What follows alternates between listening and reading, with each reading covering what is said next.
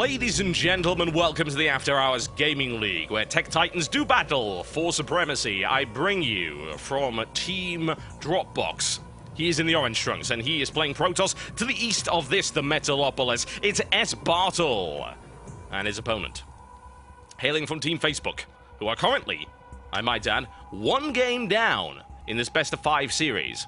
One more win for Dropbox will tie it up 3-1.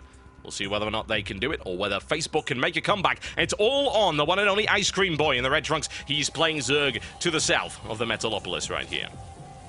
Both of these guys are once again software engineers. StarCraft 2, evidently the sport of smart people.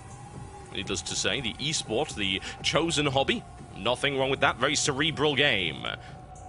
Very dangerous game. Very risky game. Kind of thing that successful people like to be involved in. A very knife-edged, razor-edged contest. A battle of wills.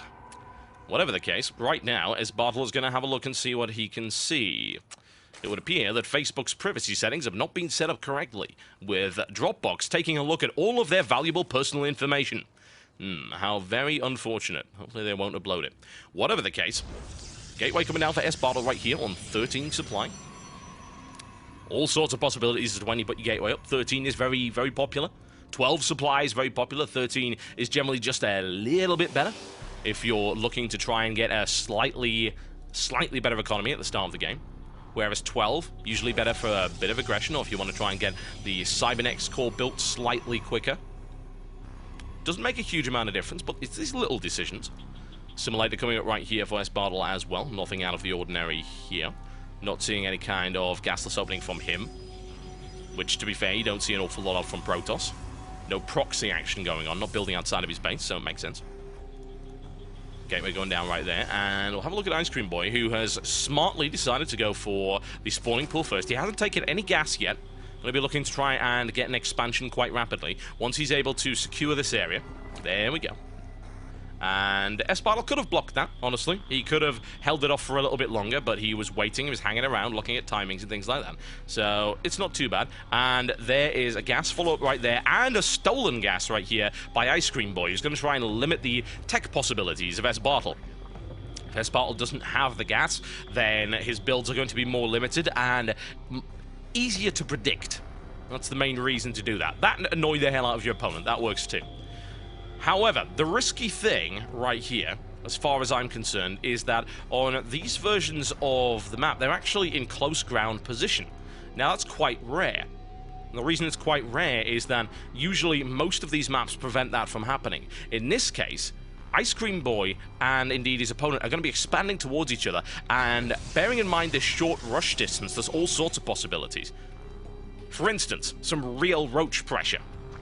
When you have slow roaches, nice and easy to get them across the map. If this is your own distance, I mean, look at that. That is not a very long distance at all.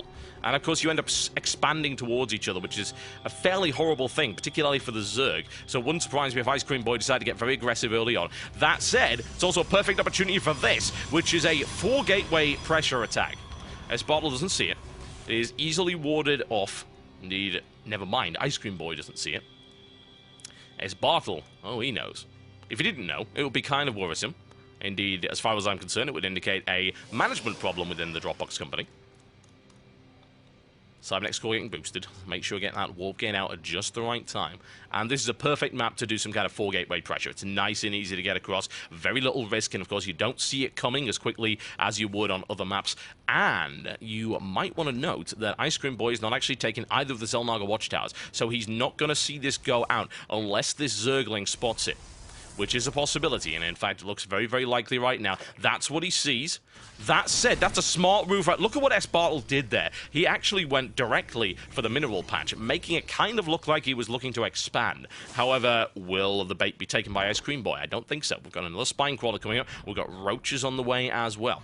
There are no sentries in this force, so he's not able to block off the ramp just yet. Not stopping him from warping them in. Admittedly, he has got so little gas, it seems almost impossible.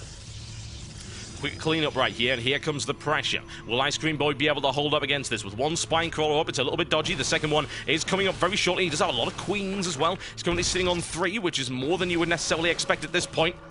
Good deployment of the Spinecrawler static defense. There's the transfuse, keeping that Spinecrawler alive, and S. Bartle driven back in the first attack. However, what's really dangerous about 4 Gateway is not the initial attack, it's the follow-up. Zealots on the field and another Stalker. It's an economically risky strategy. It puts you behind. He cut his probes at 20. He's got no more than that. Ice Cream Boy is unable to mine from his expansion right now, and he has been flanked.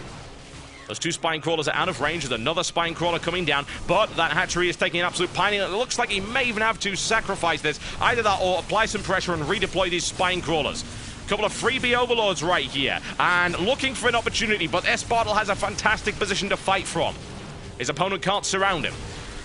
Very minimal surface area for those melee units. Not a lot of roaches on the field either. The reinforcements getting hit by those Spinecrawlers, but it's not making a huge amount of difference. S. Bartle with a large force. 9 Stalkers. 3 Zealots in the field. More roaches coming out for Ice Cream Boy, but he doesn't really have what he needs. He can nail down those Zealots, but he doesn't have what he needs to break this Stalker force right now. Even with the Queens now looking to redeploy this Spinecrawler. Will he be able to do it? He hasn't redeployed the second, now looking to do it. It's not quite in range. Good repositioning right there by S. Bartle. That Queen is taking a pounding. Down she goes, and now that static defense is really all that lies between S. Bartle and indeed the victory of the Dropbox team versus Facebook in this best of 5 series. Here come the Zealots, another wave charging in, smashing into the hatchery.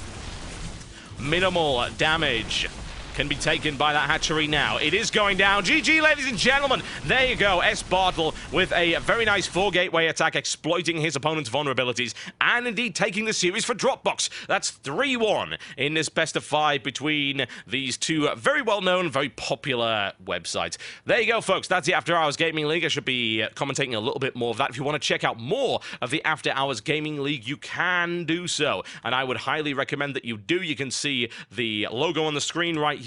And where do you need to go? Well, it should be fairly obvious to you at this point. Head over to afterhoursgaming.tv. That's afterhoursgaming.tv to see more matches commentated by Day 9. And I believe we've got some by Husky as well as DJ Wheat. What a fantastic series that was, ladies and gentlemen. My name has been Total Biscuit, and I will see you next time.